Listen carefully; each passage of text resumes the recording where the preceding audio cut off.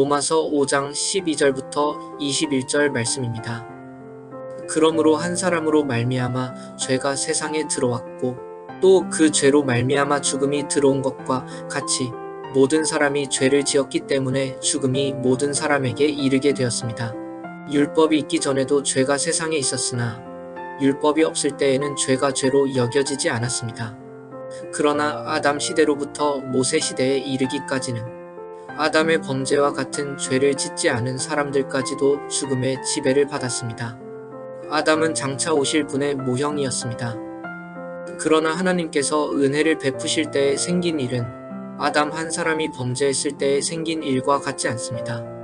한 사람의 범죄로 많은 사람이 죽었으나 하나님의 은혜와 예수 그리스도 한 사람의 은혜로 말미암은 선물은 많은 사람에게 더욱더 넘쳐나게 되었습니다. 또한 하나님께서 주시는 선물은 한 사람의 범죄의 결과와 같지 않습니다. 한 범죄에서는 심판이 뒤따라와서 유죄 판결이 내려졌습니다. 많은 범죄에서는 은혜가 뒤따라와서 무죄 선언이 내려졌습니다.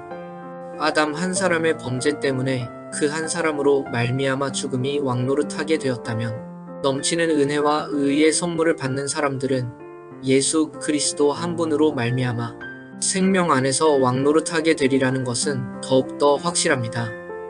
그러니 한 사람의 범죄 행위 때문에 모든 사람이 유죄 판결을 받았는데 이제는 한 사람의 의로운 행위 때문에 모든 사람이 의롭다는 인정을 받아서 생명을 얻게 되었습니다.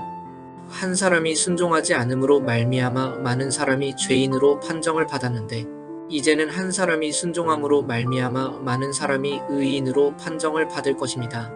율법은 범죄를 증가시키려고 끼어 들어온 것입니다. 그러나 죄가 많은 곳에 은혜가 더욱 넘치게 되었습니다.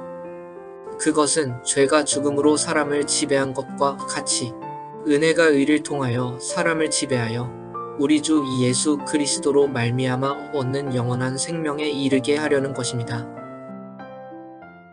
한 공동체의 대표자를 세우는 것은 쉬운 일이 아닙니다. 그리고 당연히 쉽게 해서도 안 되는 일이죠. 왜냐하면 그 한 사람으로 인해서 공동체가 영향을 받기 때문에 그렇습니다.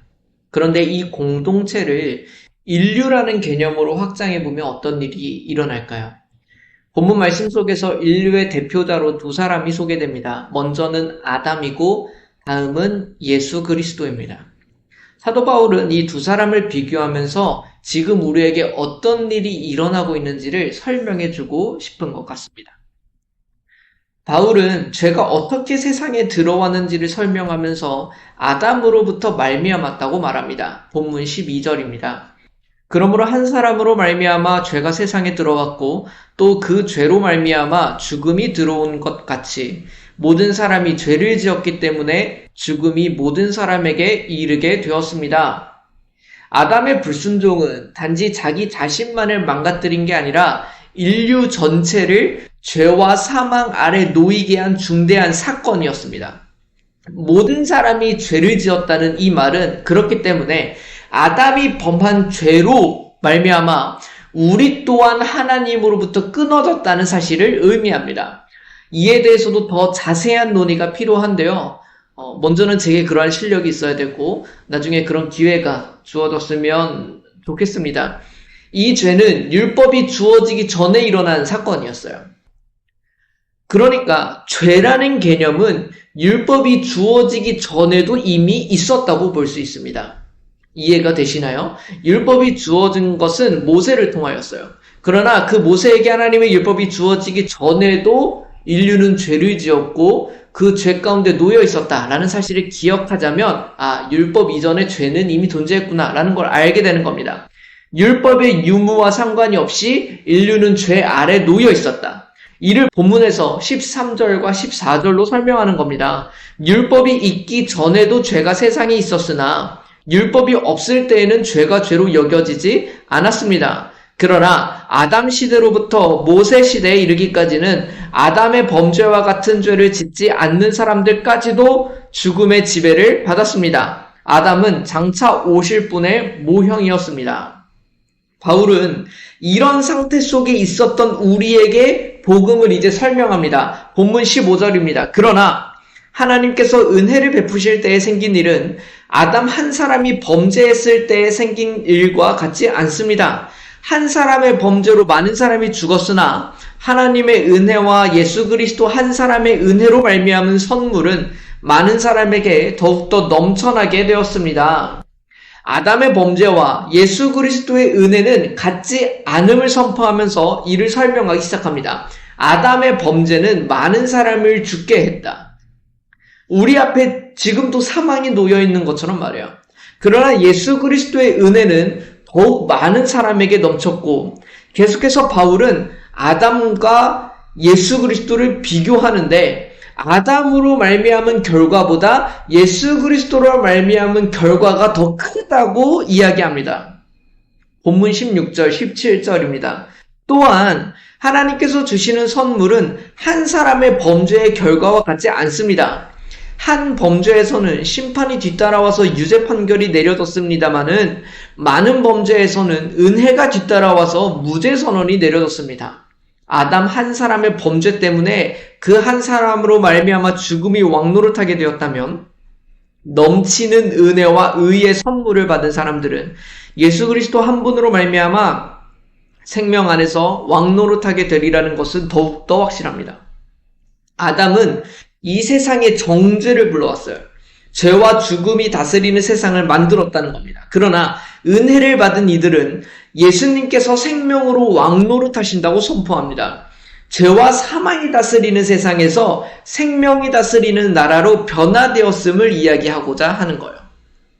본문 18절과 19절입니다. 그러니 한 사람의 범죄 행위 때문에 모든 사람이 유죄 판결을 받았는데 이제는 한 사람의 의로운 행위 때문에 모든 사람이 의롭다는 인정을 받아서 생명을 얻게 되었습니다.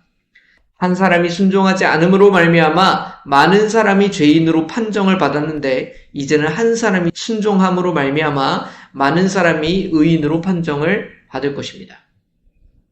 아담의 범죄가 모든 인류를 죄인으로 만들었던 것처럼 예수님의 순종 하나가 모든 사람을 의롭다 하심을 받게 했다는 이 말씀이 우리에게 소망이 되는 거예요. 그리고 이는 한 개개인이 아니라 인류에게 있어서 중대한 사건임을 알려줍니다. 바울은 마지막으로 율법과 은혜의 관계를 정리합니다. 율법이 있기 전에도 죄는 있었다고요. 율법은 그런 죄를 드러내주는 수단이었습니다. 그래서 율법 아래에서 죄를 인식하고 죄의식을 가지게 된 거예요. 그러나 율법의 역할은 거기까지입니다.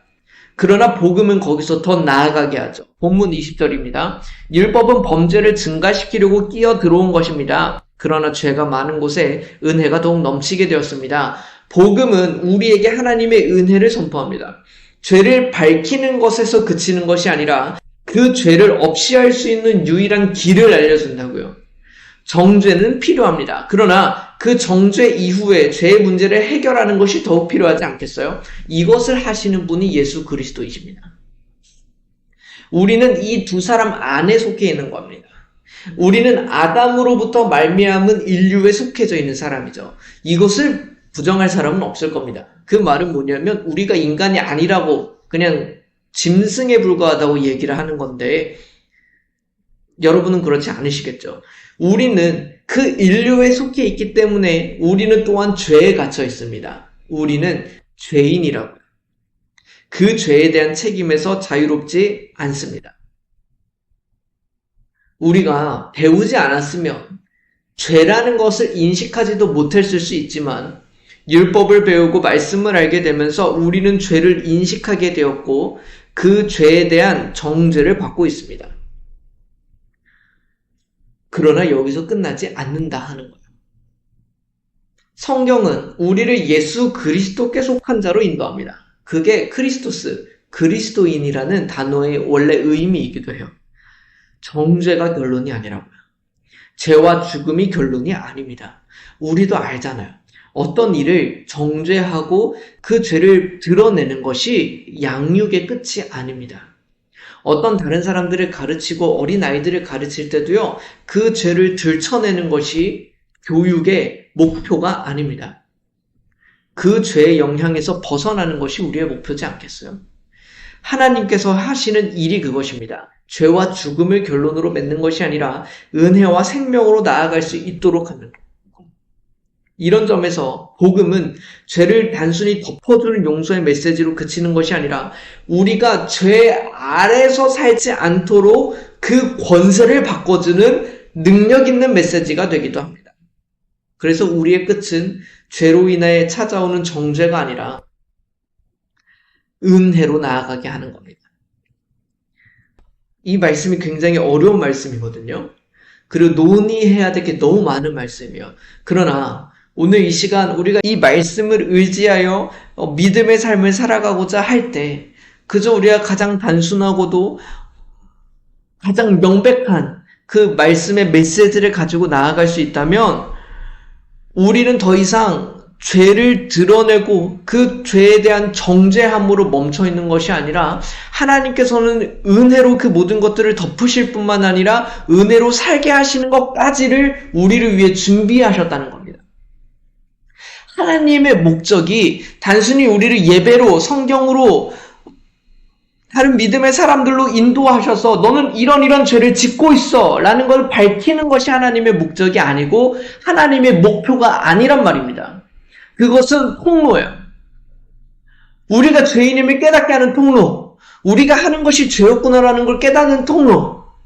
우리는 더 나아가야 됩니다. 그래서 예수 그리스도를 바라보게 되는 거예요. 예수님께서 과연 우리를 위하여 뭘 목표로 하실까? 무엇을 위하여 십자가를 지셨을까? 그 죄를 깨닫는 것이 아니라 그 죄를 이기게 하실 겁니다.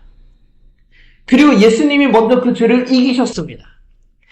이전까지는 사탄이 우리에게 영향을 끼치고 우리를 다스려서 우리의 삶에서 죄가 없을 수 없게끔 했지만 우리가 예수 그리스도에 속한 자가 된다면 믿음으로 예수님을 구주로 영접하고 믿음으로 그를 의지하며 살아간다면 우리는 이제 죄를 안 지을 수 있는 그 삶도 살게 될 거라고요. 그것이 은혜의 삶입니다. 그것이 은혜가 우리 삶에 역사하여서 우리가 죄를 안 짓게 한다는 그 말씀의 모든 의미입니다.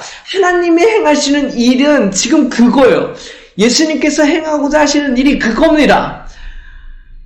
우리가 끝도 없이 정죄와 싸우고 죄와 싸우면서 나는 죄인이야. 나를 용서해 주셔야 돼. 라는 것에서만 머무르는 것이 아니라 이제는 그 용서도 넘어서 의로운 자의 반열에 그 죄를 안 지을 수 있는 반열에 죄를 이길 수 있는 그 삶으로 인도하시는 것이 예수 그리스도의 목표라고요. 예수님을 믿는 삶은 거기까지 나아가는 삶입니다. 그러나 어떻게든 우리가 그렇게 살아봐라고 하시는 것이 아니라 예수님께 속한 자들, 예수님을 믿음으로 영접하고 받아들인 자들에게는 이러한 은혜의 삶이 주어질 거를 설명해주고 있는 겁니다. 더 이상 죄가 우리를 다스리지 못할 거예요. 예수님께서는 아담으로부터 우리에게 나오게 하십니다. 우리의 처지로부터 나오게 하십니다. 오직 예수 그리스도를 믿고 그에게 속한다면 이런 놀라운 삶과 은혜가 우리에게 주어질 것입니다. 이 삶이 우리 삶이 경험되어지기를 간절히 소원하고 이 삶을 위하여 참으로 은혜로운 삶을 위하여 예수 그리스도께 속한 사람, 예수 그리스도를 믿음으로 그 삶을 살게 되는 사람들이 우리가 되기를 간절히 소원합니다. 잠시 함께 기도하겠습니다. 하나님 아버지, 우리의 존재 자체가 죄인이어서 우리는 죄를 추구하며 살아가고 정죄에서 자유하지 못하게 살아갑니다. 그러나 오늘 본문을 통하여 우리가 듣게 되는 하나님의 말씀은 이런 우리의 존재가 변화될 수 있다는 것. 정죄가 하나님께서 우리에게 두신 목표의 끝이 아니라 정죄를 통하여 하나님의 은혜를 깨닫게 되고 그 은혜를 통하여 의인의 반열에 갈 수 있게 되는 그 놀라운 하나님의 은혜를 경험시키시는 것이 하나님의 목표임을 우리가 보게 됩니다. 주님, 우리에게 믿음을 더하여 주십시오. 이 그리스도께 속한 자, 이 반열에 우리가 함께 참여하게 하여 주옵소서. 이 은혜의 반열에, 예수 그리스도를 믿는 이 반열에 함께하게 하여 주셔서 이 믿음의 삶을 경험하게 하여 주시기를 간절히 소원합니다. 그리하여 우리가 예수 그리스도를 믿는 이 삶이 정죄에서 그치는 것이 아니라 어떻게든 죄에서 발버둥치며 이 죄의 죄책감 가운데 머무는 삶이 아니라 하나님의 은혜를 경험하고 죄의 자유함을 경험하게 되고 은혜를 사모함을 경험하게 되고 의를 추구하는 것을 경험하게 되는 참으로 존재로부터 거듭난 예수 그리스도께 속한 자의 삶을 경험케 하여 주옵소서. 우리가 이 삶을 기대하게 하시고 소망하게 하여 주시기를, 참으로 예수 그리스도를 추구하게 하시고 이 은혜의 삶을 추구하게 하여 주시기를 간절히 소원하며 예수 그리스도 이름으로 기도드립니다. 아멘.